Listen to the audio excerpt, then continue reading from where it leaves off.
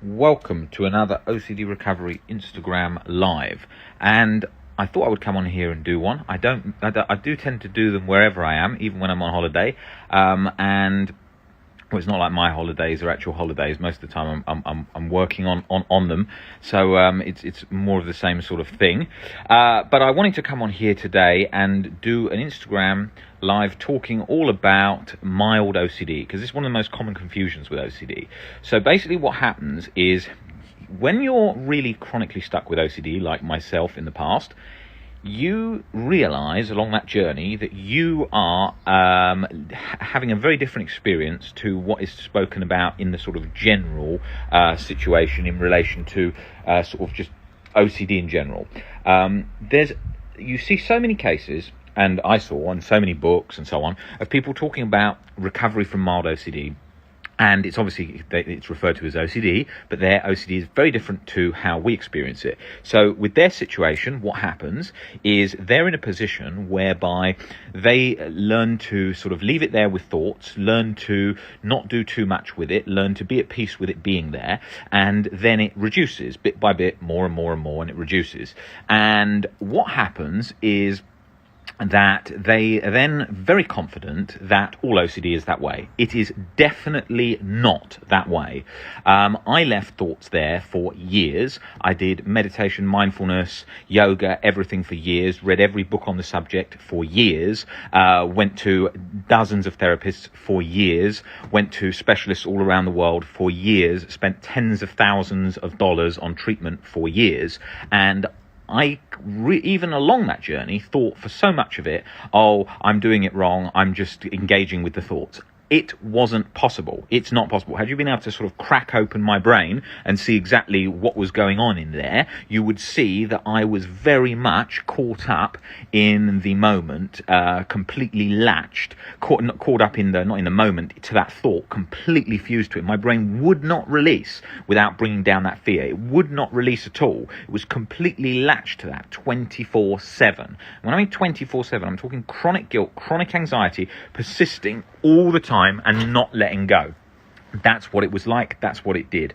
And it wouldn't let go. And people would constantly say to me, you're engaging too much with the thoughts. You're probably doing mental compulsions. I was like, well, you can't stop the mental compulsions if you're completely fused to it. It doesn't stop like that. You know, I can't stop the mental compulsions. They're automatic. You must be able to stop them. There must be a way. And look, they were trying to do their best to help me, but they didn't understand it to the level that we're understanding it more today. They didn't understand that, and 19% of places still don't. But it's very different to mild OCD, and it can feel very patronizing to people when they've got chronic OCD in the way that we have, to be told that over and over and over. You're engaging too much. You're not leaving thoughts there. It's like, yeah, look, if we could do that, we would be doing that. It's not that simple. And that's what it's like. You can change. I changed all my life habits. I was working out 6 times a week. I was eating super healthy. I was getting up every day, sort of really motivated, sort of Tony Robbins style enthusiasm for life. And I was latched, chronic guilt, chronic anxiety, pumping away there all the time. And that wouldn't release until I could start to see that the thing that I feared wasn't as scary as I imagined in reality, because it wouldn't budge with that's OCD. It kept going, no, this isn't OCD. This is different. This is an exception this time. This is all these kinds of things. Look, with OCD, we've lived with it for so long that we forget about all things about it, right? We forget all the difficult parts of the beginning stages. Let me explain something, right? So when I was 16, my OCD, before it went chronic, when I turned 17, it latched to HIV-related OCD, and then it became completely latched to that. I was completely terrified of that situation because of an unprotected sex, one-night stand, where I was utterly convinced the next time I had HIV, OCD went into full-blown attack, and it was like that full-on speed then for years afterwards. But that initial attack, that initial where it latched and really gripped, that was so different to anything else I'd experienced before. Everything I'd experienced before was nothing like that. Everything I'd experienced before was things like going to a shoe shop, trying on shoes, asking if they had a half size, asking if they had an even smaller size than that. What if my shoes are uncomfortable? And then I think about it all the time when I'm having dinner. Take this shirt, for example. Look, this is some kind of linen shirt for the summer, for the beach. But I can see when I'm on this Instagram live, it's all creased. Now, that doesn't matter to me. It's not something that is of any concern or relevance. And people with OCD are going to be latched to a real fear, like, what if I go to prison? What if I'm a murderer and stuff like that? They can be like, what the hell? That's nothing. Who cares about that? Right. But when it's sometimes in the early phases, or in a lot of our OCD can be related to body image and so on, all these different things, it will still latch to those things. You can still be latched to, what if I'm a murderer? But it will still latch to other areas. Clothes can be one. Oh, what if I'm perceived differently because I was wearing this creased shirt and then somebody thinks this thing about me? It can start as small as that. It can start on all these different things. And so what I want to show people is, there's so many areas, so many elements to OCD. There's so many nuances to it. There's so many things. There's so many aspects. I wouldn't have written 3,500 posts or whatever I've written on this account over the last 5-6 years if it was something as simplistic as it's made out all day long to be. When I was suffering from OCD, it was just as sort of frustrating as today, where it was just like sort of patronizing things being said all the time, like, oh, just leave thoughts there, you're engaging too much, or just general that kind of stuff, or very basic books on anxiety and OCD, very briefly touch the surface. And it was like, and then people were saying like, yeah, well, I've recovered from OCD. And I was like, your OCD seems very, very different to my OCD. Like, my situation was far different to that. Like, I could function, but I was sort of sitting with that glazed look where you're sort of checked out, you're not really there, you're sort of, your mind, you're completely fixated in your mind, so you're kind of looking around like you're there, you're sitting at the dinner table, but you're not really there. Like, people who've got OCD know this, and people who live with OCD sufferers know this. They know what that's like. Like, the person's kind of checked out, and then they're like, hi, do you want to just pass that bottle of wine or whatever? And they're sort of like, yeah, okay, but they're not really there. It's like they're looking through a sort of glazed sheet of glass internally. That's what it's like. So those kind of situations, whereby people try and oversimplify it, like with any disorder, anything, like people who've recovered from fibromyalgia. Now, fibromyalgia, chronic fatigue, all of these things, very, very difficult things to live with. And they wax and wane, and people have okay days, good days, and difficult days, and then moments where they feel really good, and all up and down, right? But then somebody recovers from it, and or because you do get those cases, and then they may make it out like everyone can recover from that, or everyone, it's as easy as that. Well, it's not the case. It's not as easy as that. Now, not talking about fibromyalgia. OCD is something you can recover from. Fibromyalgia is something which is very different genetically in different people. Now, obviously, OCD is different genetically in different people, but there's no treatment-resistant OCD, and you can recover. It's just based on fear, whereas that's based on different. That's different. It's like if you had Parkinson's, it's a different thing. Now, with the situation, with what I'm trying to get at with all this, is we have got to look at OCD. Everyone's on a different journey, okay? Everyone's going through a different thing. Everyone's got a different experience. Everyone's got a different struggle. Everyone's going through different things. Having done this job for 10 years and work with, thousands and thousands of people all over the world, and I'm very lucky to be able to do that and meet so many people from all over the world. Every day I speak to people from all different countries. Today I've spoken to China, Kuala Lumpur, Mexico, America, multiple times, Canada, these things today and yesterday. And when I think of those situations, I'm seeing all different journeys. People that come in that have got no idea about OCD, people who've come in who've been to specialist after specialist. People coming to me often have been to lots and lots of specialists, have been to lots of centres. They really know about OCD, but they want to get under, that sort of really finicky, latched on background, hovering, chronic guilt, chronic anxiety. That's why they're in there. That's why they're in here, because they want to get under that, because that's the thing persisting. That was the thing that lingered on after I got to a sort of position of better functioning and so on. It was still there, latched in the background, and that's key, and that's what a large part of my work is around. But you see all different journeys. You see someone who's coming in for the first session, they don't know anything, but they know they've got OCD, but they've done nothing to get better yet.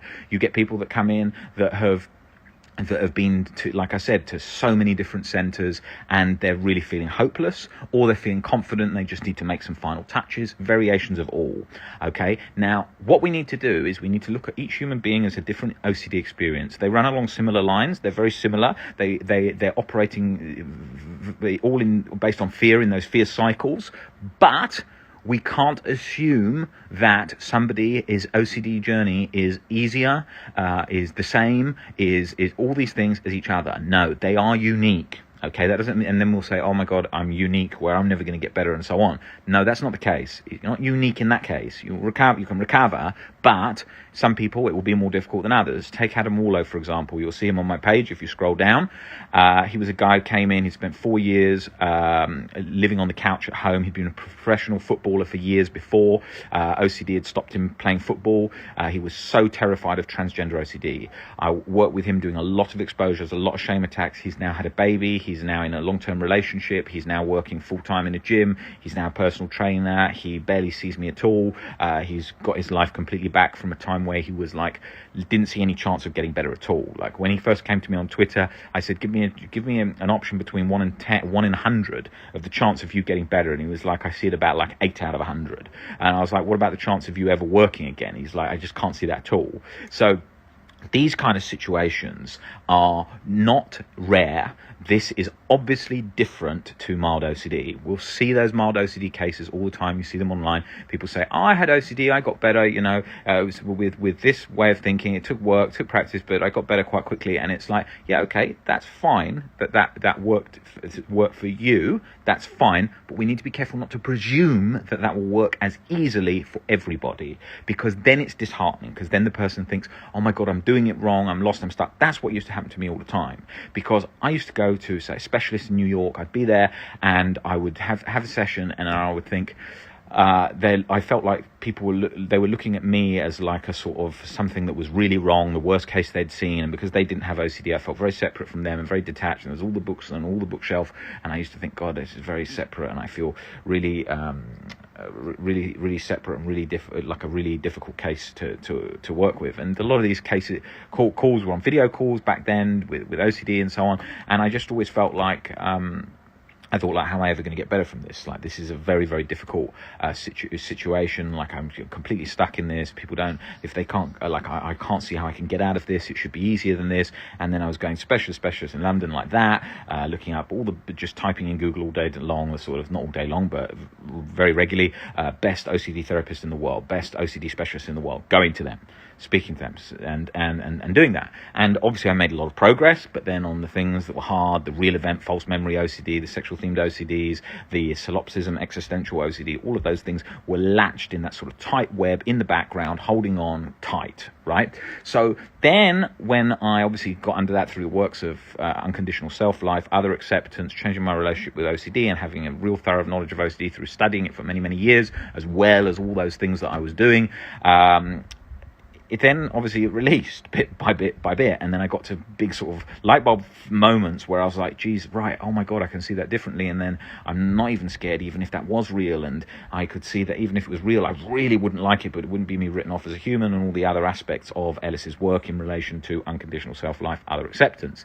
And that changed everything. It was a game changer. It was like bang. It was like complete energy sort of coming back, not feeling that sort of crippling, locked on, latched anxiety where I was living behind this sort of misted sheet of glass that we sort of, that OCD glaze, and life was coming back, but no one could even see that because they weren't going through the journey like I was. So they were like, "You're right, Rob, how you doing?" And I was like, "Yeah, I'm feeling really good." And they got no idea of the length of that journey. That was like a bloody climbing 100 mountains in terms of, because I didn't have this sort of path mapped out like is today, and we try and do with all the work that we do. It was all sort of trial and error, and when I got to that, I was like, Jesus, I'm so free. I'm so back to normal. I was like, I don't even have OCD. And then, that was robust, and that was going on for a long time, and recovered where it was like now, no chronic anxiety, no chronic guilt, no intrusive thoughts, barely noticed them coming now and again with no intrusiveness, identical to someone who doesn't have OCD. Maybe a little bit tiny more in certain circumstances, but barely can tell any difference whatsoever. And I realized, look, this is so different. And I realized this was rare because I could see the amount of work to do it. And I thought, I can't see many humans of sort of doing that. As kind of, I think I've kind of sort of made a breakthrough here in relation to what can be achieved with OCD, even though it was me as the test subject. And so then I was like, right, I've got to work to change that through helping people see things through philosophy, rational thinking, and so on, with all of them, and practice with so many many different people and, you know, change this and get people helping each other all in the same ways and sharing that support and that knowledge. And through that, we're going to change everything. That's going to change OCD. That's what it's going to do, to bring it out of the dark, put it on the map, because I was in my bedroom reading a book, realizing, shit, I ain't going to get better like this, over and over and over, that position so many times. And I thought, you know, when I got better, I was like, right, this has got to change. We've got to change this, because that means there's thousands of people out there all in the same position, not better. So that was it. That was the motivation. That was the drive. That was what it was going to get me going. I'd read all those books that talked about relabeling, reattributing thoughts, and I'd spent years doing that, and that wasn't working. So it was completely on that path then to change that. And that's what my work is, and that's what we do today. And that's what we're doing, and that's where we get the results. And you know, we work with people that come in that have had deep brain surgery in Mexico, people who've spent $100,000 on treatment and feel just as stuck and have given up and don't want to live anymore. Every scenario from you can imagine in relation to OCD, and it's been a super long journey and a super exciting journey, and fraught with so many difficulties and changes and things we've had to adapt to along the sort of terrain of the OCD landscape. And we're getting there, and we're doing all that stuff. And I think one of the messages that I wanted to sort of really cover in this Instagram Live is just how important that we realize that everyone is unique and they've got different experiences with OCD, and they're going to take different times. The most common question that I get asked 24/7 into DMs is, how long is it going to take me? Can you sort of guarantee I can get better in a month if I do ... No, you can't put deadlines on it. That's all the kind of stuff that you used to hear on the internet, especially in time when I was trying to recover, but you see so much now is sort of like, break free from OCD in a week, break free from OCD in 5 weeks, do this 2-month course and you'll be free from OCD. You can't put deadlines. If you put deadline on OCD, it's digging its heels in and it's trying to hang on for dear life. It's designed to save your life. Anxiety is designed to save your life. So it's not going to just give over like that. Okay, it's designed to keep you alive. If you're watching it like a hawk, has it gone, measuring it with an internal imaginary thermometer 24/7, it ain't going to go. It's the same as if you're taking your temperature all day long. You can imagine how much internal focus, fixation that is on your internal sensations, how your nervous system is reacting. That is an absolutely intense process that you're doing that wouldn't help things. It would be, the body's designed to go along on its own without our interference. If you just sat there listening to your heart all day long, you'd hear your heart beating really hard, you'd be listening to all the contrasts and the fluctuations in the beats. All of that stuff would be going on. So we need to put down the bloody thermometer. That's the key of the message. Okay, so first thing is we need to put down the bloody thermometer. Second thing is we need to stop thinking, oh, my OCD is treatment resistant. There's no treatment resistant. 10 years, tens of thousands of people, never seen a case of treatment resistant. Always can see that someone's scared of something. There's fear. They don't know how to get under that fear, but that's always the case before we start working through things. No treatment resistance. Forget it. Forums are full of it. You see it all the time. It's not like that. It doesn't exist like that. Never ever seen it. Other things to say about that is, look, if OCD recovery was as simplistic as books and so many things online make out, then you would just be seeing, this page would only need 100 posts. I could have literally just written thoughts are thoughts, leave thoughts there, and just feel whatever, which is all very key parts of the journey. And we're talking about that all the time, how beneficial that is. But the reason I highlight that it's not all most of the time is because people feel hopeless when that's not working and they're not getting better. They're thinking, fucking hell, I've done everything. Like, what about, like, my situation? I'd been to so many people. I'd been to the best people there were around at the time. So I was thinking, God, how am I ever going to get better? There can't be any hope for me. Like, how is this situation ever going to improve? Like, starting to lose hope. I was always hopeful, but then when I found Ellis's work, and then when I found works of Claire Weeks was helpful, but obviously didn't get under it at the core, and then I started to look at the philosophy, Marcus Aurelius, Seneca the Younger, all these kinds of things. I realized that I could see that the beliefs and perspectives that I had were fueling the fear cycle. I could see that. I saw it was shifting on lots of fears. Lots of fears were breaking down. I didn't have the same reaction to them anymore. And I could see, oh, it's just a lens I'm looking through that's altered by the fears that I have, that's altering that perception. So I realized in that moment, hey, if I can change ABC, I can change all. I can change the whole alphabet of those fears, right? And so then when I got under them and I broke them down more and more, I realized that the whole thing was an illusion. And that's where the true sort of inner freedom came, where there's no thought I could think. People say, oh my God, what if I hear a thought? I hear every thought. I hear every thought in the Facebook group. I hear every thought in the DMs and the WhatsApp for years. It doesn't bother me. There's no thought. There's no thing that scares me, because I've got a different relationship with OCD in terms of how I observe it and how I feel it and how I see it and my sort of internal reaction to it, as well as the unconditional self-life and other acceptance that just provides that deeper layer that gets under all those sort of latch core fears. And that's where my life changed in relation to that, and that's where so many lives have changed through when we change those perceptions, and have been doing for thousands of years when you look at in philosophy and so on, but hadn't been specifically applied well in OCD. And that's what we're doing. That's our mission. That's what we work on. I think I've said quite a bit today. I'm speaking very fast because I was trying to get it all in, because I was like, I've got to get on here and do Instagram Live. I haven't done one for a few days, and I thought I'll come on here, and I've got a lot of things I want to say. So I've probably gone a bit of a Gary V pace today, but probably less energetic than that. But it's got a lot of things covered, I think. I wanted to say this as well after all of that. You've got to view this as a marathon, not a sprint, okay? And it's not competition. I mean, who cares about that? That's another problem that people have, thinking like, oh, I've got to do this all perfectly and I can do the best recovery. Who cares? Forget everything. There's no competition. There's no judgment. There's none of that.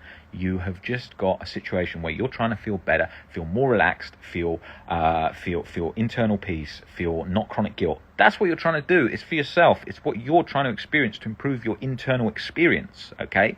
And that is a personal thing. It's not competition. It's not, oh, I've been doing this so long. I've been doing this 5 years. Who gives a damn? It's like if you fail your driving test 10 times, you fail it once. Who cares? At the end of the day, if you're driving a car, when you're driving a car day to day down the street, no one goes, how many times did you pass your driving test? How many times did it take you to pass your driving test? No one cares. You're driving a car. That's it. Okay, same as how much people build up exams when they're young, like, oh my God, this is going to change my whole life. No one gives a damn about exams when you're older. They don't talk about it as a general rule of thumb. Okay, it influences jobs and so on to some degree, of course. Otherwise, people wouldn't even take the exams. But I'm saying it's not what people think it is. Things aren't a competition, and things aren't as scary as you think. Fear is an illusion. It's in the perception of how we see things. That's the key message of today's Instagram Live. I'll be back on here soon doing lots of questions and answers. And I'll be covering so many different things that you want to see covered. We've got a webinar tonight in 1 hour's time on HOCD, homosexual OCD, covering all of that in lots of detail. If you suffer from that and that's the one that's really bothering you, please come to that. It's on Skype. If you want to come to that, DM us here on Instagram. And there are still spaces for that this evening. Guys, great to see you all on here, and I will be back on in the next few days. Take it easy, guys. See you later.